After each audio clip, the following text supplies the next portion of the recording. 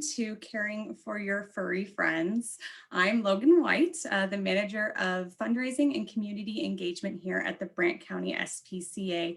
And I'm so thrilled to be here to talk to you guys about all the wonderful things that we have to offer at the Brant County SPCA, how to care for your furry friends during this time of year, and all the programs that we have to offer for everybody. So thank you all for having me, and thanks for that wonderful introduction. Before we get into a few things that describe a little bit about how you guys can care for your pets, I want to give you some insight to who we are at the Brant County SPCA. Now, I don't know if you guys have had the pleasure to visit our small little shelter, but it is exactly that. It's very small. And we're kind of known in the animal organization community as the little shelter that could. And I kind of love that scrappy nickname. It doesn't matter how big or small you are, you can still make a huge impact. So one of the things that I'd like to say is we are a not-for-profit affiliate of the Ontario SPCA. We're about 2,500 square foot in that facility, which isn't very big. And when we first opened our doors, we were actually designed for dogs. Now, noticing the 3,000 animals that came in each year and 2/3 of those being cats, we decided we had to kind of change our layout a little bit. So if you are ever visiting in the future, you can actually see where we've knocked down walls in order to accommodate these furry friends that we were getting in, because most of them were cats. Of that 3,000 animals, like I said, 2/3 are cats and about 100 are small pets. And that can range anywhere from snakes and rabbits and guinea pigs, even bearded dragons. We get lots of animals, and it's kind of fun and exciting because we don't know what each day may bring. And we do see wildlife as well. We're partnered with a wonderful organization in Jarvis called Hibitsi Wildlife Refuge.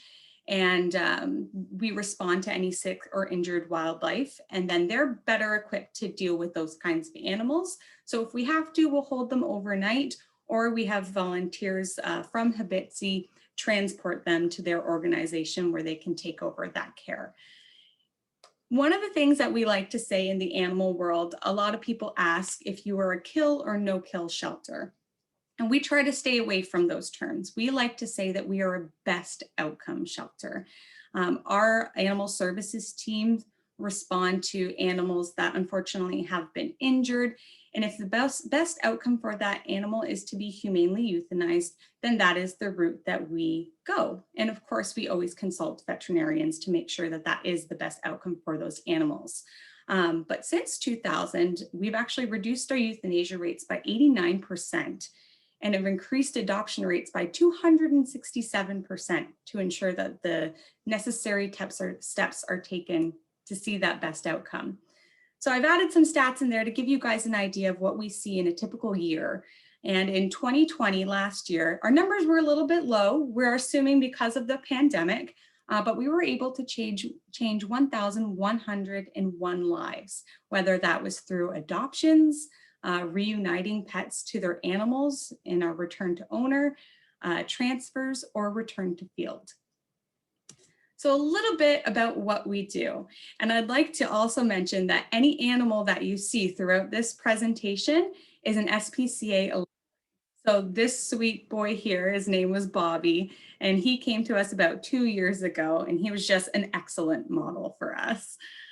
So one of the things that we do is our animal care services. We are contracted by the city to respond to any animals at large, sick or injured animals or wildlife. We have recently moved away from responding to any animal cruelty. That's something that we always want to mention to the community because it's not something that's as well known. So that can now be reported to another organization called PAWS, and then they dispatch the appropriate local entity. Next, we help out with community emergency relief. So when events happen like a pandemic or like the flood that happened a few years ago, that's when we can kind of spring into action and help support our community. So when the pandemics first started, we really focused on getting all of our animals out to foster homes, just in case someone who fell ill, if they didn't have anywhere to care for their animals, we would be able to provide that for them. We are also partnered with the Nova Vita Women's Shelter. So if they're in need of to leave their home quickly and are in need of somewhere to put their animals, we will offer emergency boarding services as long as we have room for 2 weeks until they are able to find suitable housing. And then of course we deal with public surrenders. In any circumstances, an animal might have to be surrendered, and we make sure we take them in and try to find them their best outcome. Now, along the side here, you're going to see our adoption fees right now in a variety of animals that we adopt out, because that's one of the wonderful things that we do at the Brant County SPCA is we help animals find new loving homes. And I heard a few in there, a few of you wonderful people have adopted from the Brant County SPCA before, so of course you're familiar with this. But you might not be familiar with a few other services we provide, like our community cats program. So we are always helping to assist the community with stray, community, and feral cats. We actually have a feral colony at our shelter, and we're pleased to report that we don't think there's any left. Over time, these cats at the shelter have warmed up to us, allowed us to feed them, allowed us to get comfortable, where we've actually been able to adopt most of them out. So we're very, very happy about that. But we also have our return to field program. Now, cats are very, very resilient. And even in our houses, sometimes they're like, do I really need you? They can fend for themselves a lot of the times. And there's certain animals that their chosen place of residence can be a neighborhood or a field. So what happens in this scenario is we still want to take care of these animals. And if we ever have a sick or stray animal come in, we make sure that they're spayed, neutered, they're protected against diseases, so they're vaccinated. And then if they are a feral cat and their chosen home is in a certain neighborhood or community, we make sure that they're ear-tipped and then they're placed back into their home. And the reason why they're ear-tipped, and you can see in that photo there, is to let the neighborhood know that that animal's already taken care of. You don't have to worry about it. It's got its shot, it's been spay-neutered, and it's fine where it is. So we can just let them be. We also have our Barn Buddies program, and this is kind of the best of both worlds. Feral cats who are a little bit friendly, but need a little help with food and shelter. They're perfect companions for anyone who has a warehouse, a big greenhouse, a shop, or someone who needs a little bit of rodent control. So this is a great partnership between a doctor and Barn Buddy. It's a free program, so all of our Barn Buddies are adopted for free, no adoption costs associated, and it's someone who's looking for a great rodent technician. So that's another one of our wonderful programs at the Brant County SPCA. So we're going to shift a little bit now that I've given you some insight as what's going on at the Brant County SPCA. Let's talk a little bit about the benefits of owning a pet, because there are a lot of them. So as some of you were able to meet Remy, he is my special boy. And I wanted to tell you a little bit about myself and my story with Remy. So I started at the Brant County SPCA in November of 2018. And the reason why I was looking for another job was because I really wanted a dog. Typically people are looking for, maybe more money, a better fit, something like that. I just wanted a job that would allow me to have a dog. And the current position I was in, I was commuting almost 2 hours every single day. And I knew it wasn't an environment where I'd want to have a dog, because I wouldn't be able to give him the attention that they needed. So I said, I need a job around Brantford where I can allow myself to have an animal. And what better place to work than the Brant County SPCA.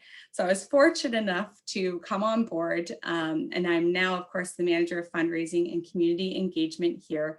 And the favorite part of my job is knowing that the stuff that I'm passionate about with marketing and animals, it's a perfect marriage between the two. And I can use those skills to help animals like Remy find a home. So we're gonna tell you a little bit more about the animal-human bond through my experiences with Remy. But in general, and I'm sure you guys can attest to this, the human-animal bond is a strong one. And we are so fortunate at the Brant County SPCA to see those bonds blossom and develop even years after an animal walks through our doors. We love to see pictures. We love to hear stories about how our animals are doing. And oftentimes the staff at the shelter remember all of the animals that go through. It's incredible. And being able to work alongside of them, I've been able to walk down the street and say, did you get that dog from the SPCA? And we create those social cues because we recognize them, and it's wonderful. And it even goes towards our mental health just right there, is letting us become a little bit more social. But we always say that taking care of an animal helps us better take care of ourselves. You know, when we're in a rut and we need something to get us up in the morning, that animal is a perfect example of something that does that for us. You know, they depend on you and you provide all that they need for them. And so you're that person for them. And then they also provide that mental support, whether it's through even listening. You know, I talk to my dog all the time and I know he can't talk back, but I do know he's hearing me. Physical health. This guy gets me out at least twice a day for a walk. And if it's not walking, it's playing with them. So it can help, especially with your physical health, helping you get outside and be active, or even playing inside. And I wanted to tell you guys a little story about how the human-animal bond can really mean something. And this story is perfectly depicted in the two pictures that you see along the side. So, as everyone has during these pandemic times, we've had our good days, we've had our bad days. There's no shame in that. And I was having one of my bad days. I just felt exhausted. I wasn't in a good mood. I can't even remember the specific event that put me in this mood, but I wasn't having a good day. And I was sitting on the couch and I was upset. And Remy came up and he put one of his favorite toys on my lap. Didn't ask to play with it, just put it on my lap. And I kind of looked at him and he's staring at me. And then he goes, okay, well, maybe she doesn't want that toy. I'm gonna grab another toy. Maybe she'll like that. So he went and grabbed another toy. And then I started to giggle because this was the cutest thing ever. And I didn't play with that. So then he went and got his next favorite toy and put all of his favorite toys on my lap. And it was as if he was saying, Mom, these are my favorite things. Maybe this will cheer you up. And it just warmed my heart. And in the picture at the bottom, when I didn't want to play with any of those toys, he just laid beside me and snuggled up and just provided that comfort that I needed, to the point where right now I don't even remember what had upset me in the first place. So it's a fantastic stress relief, especially during these times where we're kind of stuck at home. We have that support right beside us when we need it. So owning a pet has so many benefits. And a few more include, they can reduce your stress.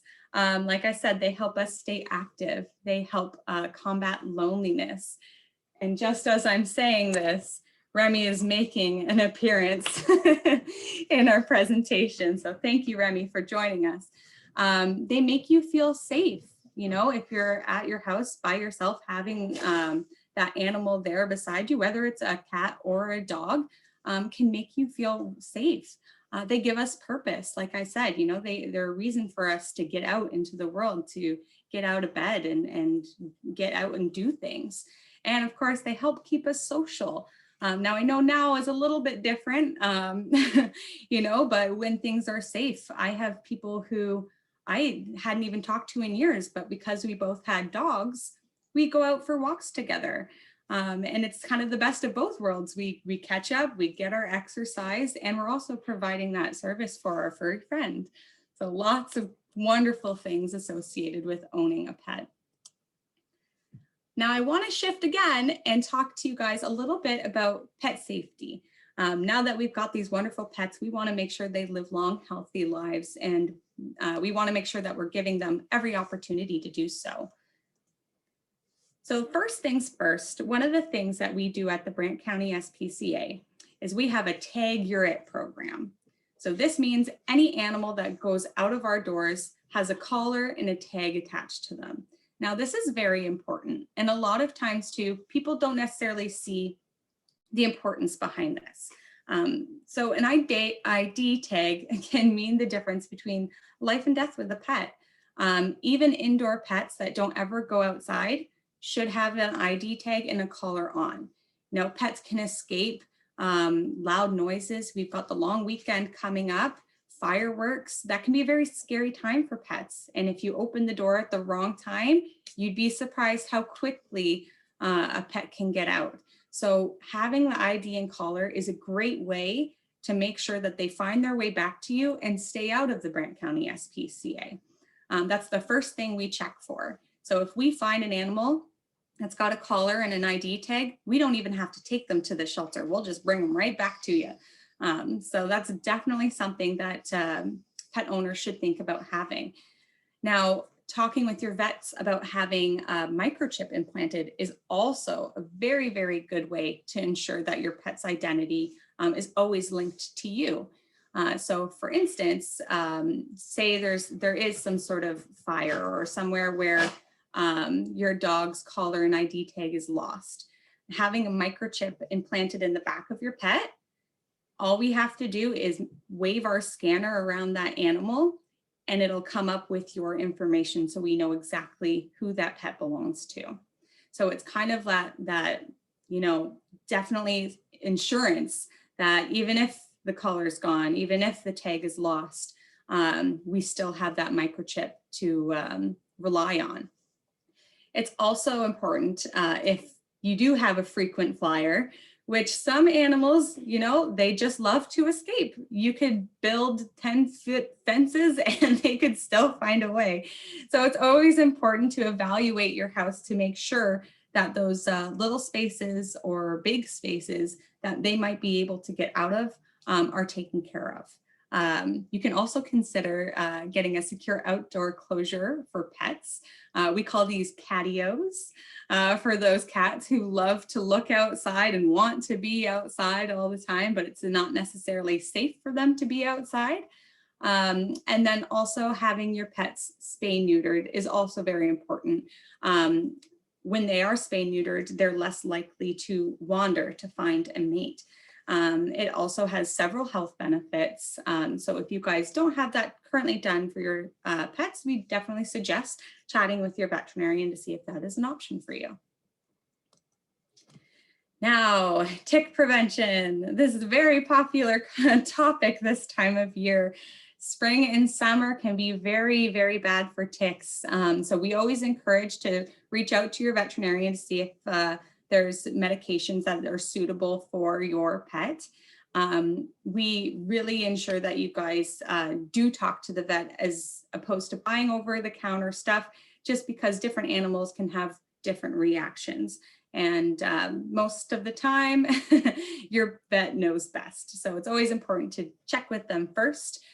Be sure to mow your lawn or have it mowed for you, and avoid walking your dog through long grass. That's where the ticks like to be. And then after walks, it's always important to check them regularly. This can be done through brushing.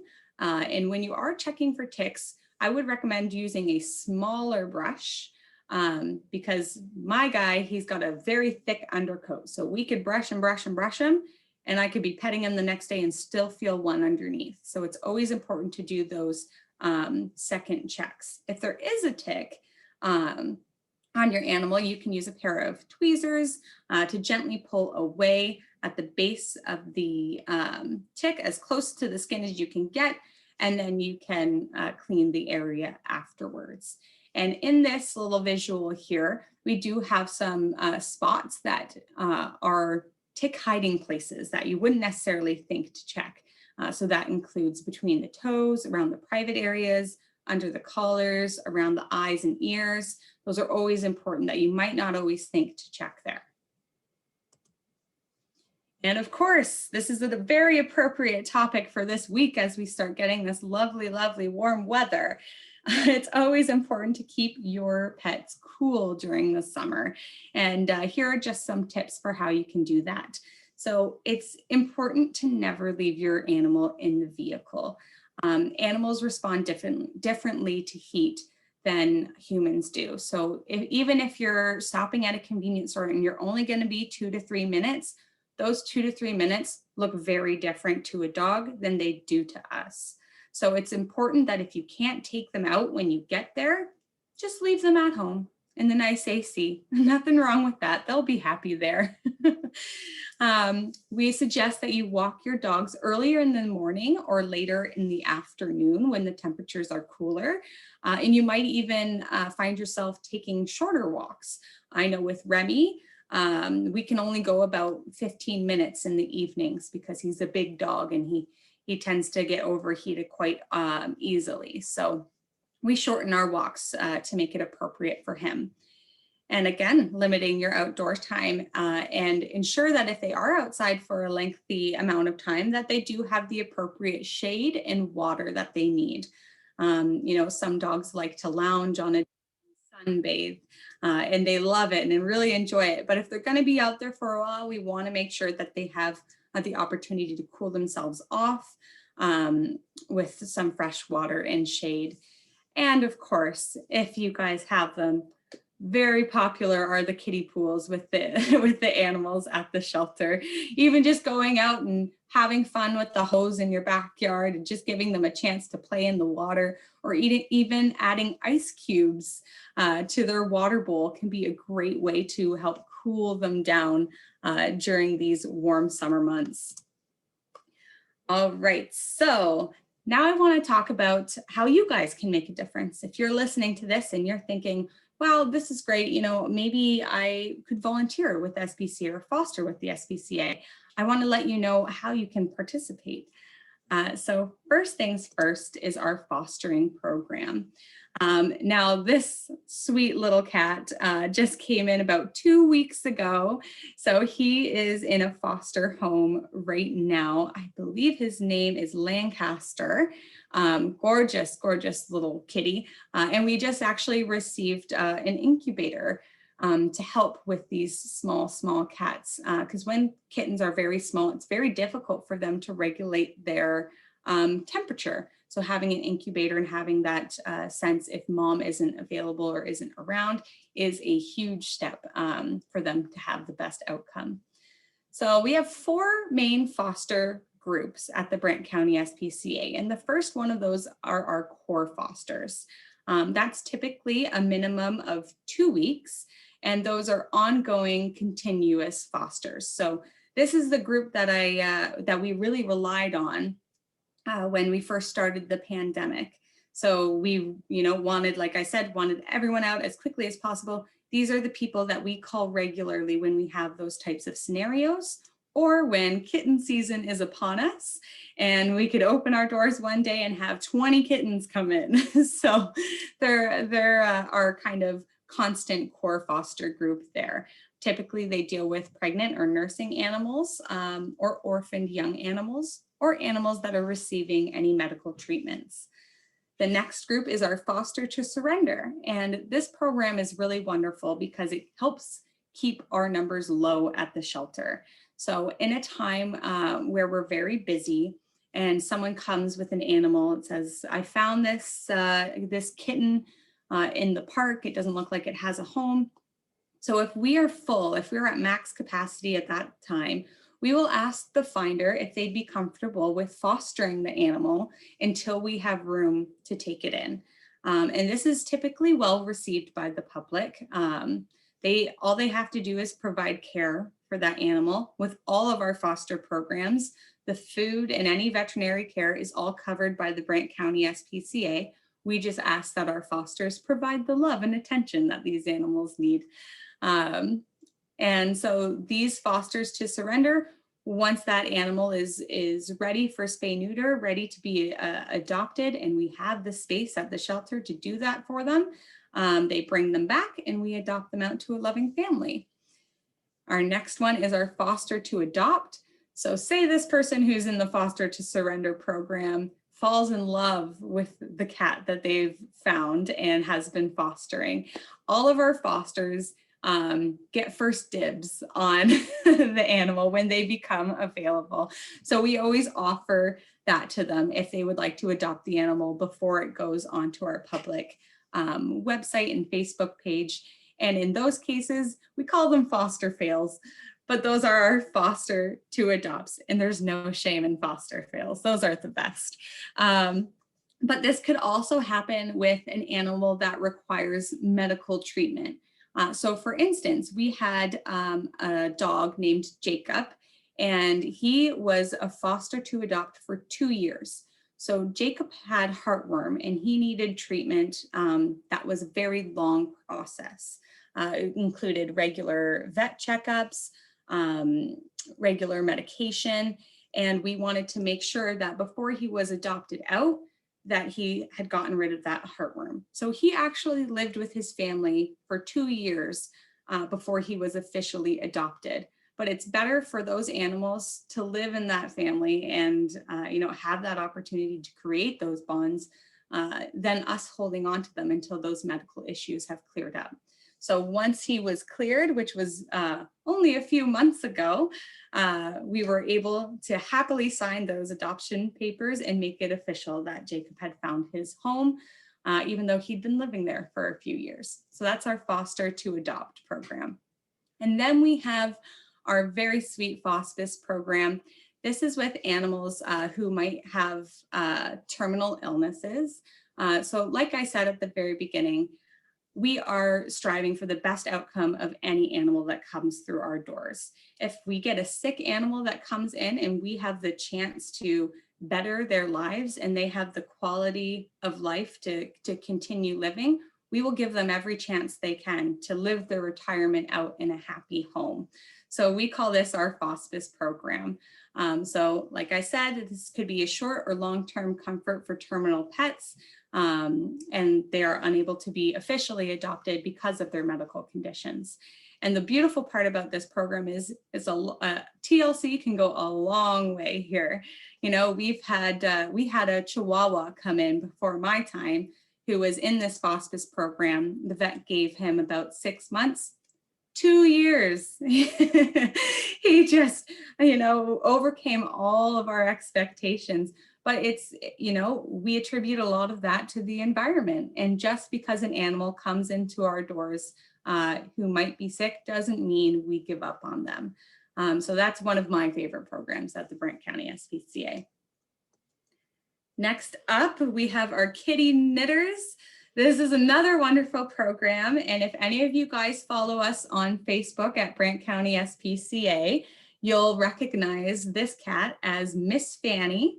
She is our office cat, and every Tuesday she gives you advice or answers a question on our Facebook page about the Brant County SPCA, and this is her favorite kitty knitters blanket. So we have wonderful people in the community who are so talented. If they have spare yarn and spare time, they knit these beautiful blankets for our animals. And some of these animals become very attached to these blankets. And so this is Miss Fanny's favorite blanket. She loves the colors, as do I. But we also use these in our Christmas basket fundraiser as well. So these are a very important thing that we have at the shelter and a very important program. So we're very excited that we have so many talented people in the community that are willing to donate these beautiful creations to our animals. And in case any of you guys out there are interested, our ideal dimensions are 16 by 20. And there's no rules here, knit, crochet, it doesn't matter. It doesn't have to be fancy patterns or colors. Our cats love them. And then lastly, we have our Seniors for Seniors program. Now, this is a fantastic program where any senior in our community is invited to adopt a senior from the shelter with no adoption fees associated. So we do this because it promotes companionships. And unfortunately, the reality at the shelter is older animals might not find, homes as quickly as those cute kittens that we see. And so to promote these wonderful animals who are, between you and me, probably a little bit more well-behaved than those kittens and puppies. We have this wonderful program. So like I said, any senior in our community can adopt a senior animal at our shelter, and we consider that as 8 and up, for no adoption fees necessary. And if you guys are interested, again, calling the shelter or visiting our website are great ways to get connected with that. We also have a Pets for Vets program, and that's a fairly new program, but we're really excited to share it. So any veterans in our community can also adopt an animal from the SPCA at no charge. We absolutely understand the benefits of owning a pet and having the mental benefits there as well. And to honor those veterans that have served us, we love, to offer them that kind of companionship at no cost. So just in closing, we wanted to remind everyone that the Brant County SPCA exists to enlighten and enrich the quality of life in our community. Our goal is that all animals in Brant and beyond will have a kind, compassionate, and safe environment. And like I said, these animals that you see here have all since been happily adopted. They all started their journey at the Brant County SPCA. They've met wonderful families, and stories like theirs happen every day for us. So we are just so thrilled to, be in their lives for that brief moment, give them that sense of safety and security before they find their forever homes. And like I said, we love to hear their stories. So if you have an SPCA's animal and would love to share their story, we post adoption updates all the time. So let us know. You can reach out through our shelter, our Facebook, or even our website, and we would love to share your story with the community. Well, that about wraps it up for me. Like I said, my name is Logan White. I am the manager of fundraising and community engagement here at the Brant County SPCA.